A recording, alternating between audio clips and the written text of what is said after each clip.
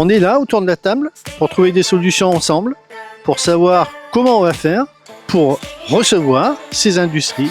On parle de réindustrialisation en France. Quelle est la place de l'industrie dans ce foncier économique ?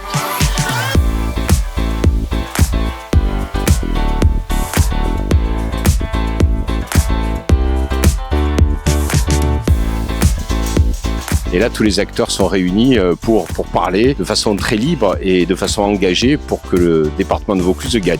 Le monde a changé et aujourd'hui, on ne peut plus travailler perso dans son coin. Il faut être collectif et notamment dans l'approche du foncier. Et donc, il faut vraiment fabriquer du foncier économique et exploitable.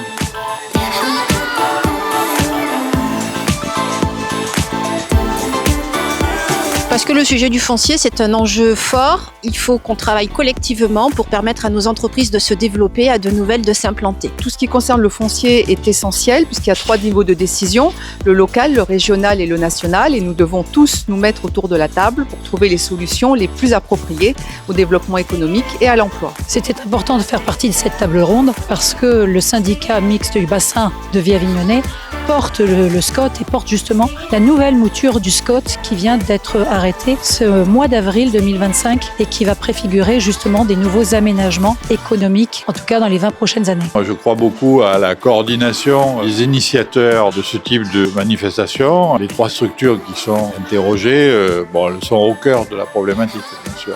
Le foncier est un des aspects très importants pour le développement d'un département. Je pense que je dois pousser le développement économique de ce département et avoir du foncier est indispensable. Le foncier, c'est un des premiers leviers du développement économique d'un territoire. Le challenge de l'anticipation, de l'intelligence collective et de faire de la contrainte une opportunité.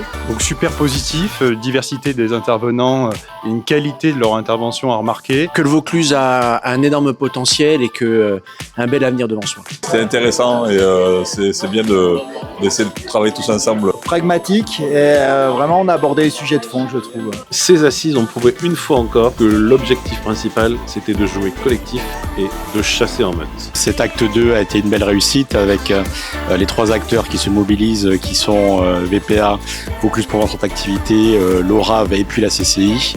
Ça fait une belle équipe pour échanger sur la dynamique économique du territoire et ramener à la fois en effet des entreprises sur notre territoire, on en a besoin, et aussi bien entendu les développer celles qui sont et les accompagner comme nous faisons.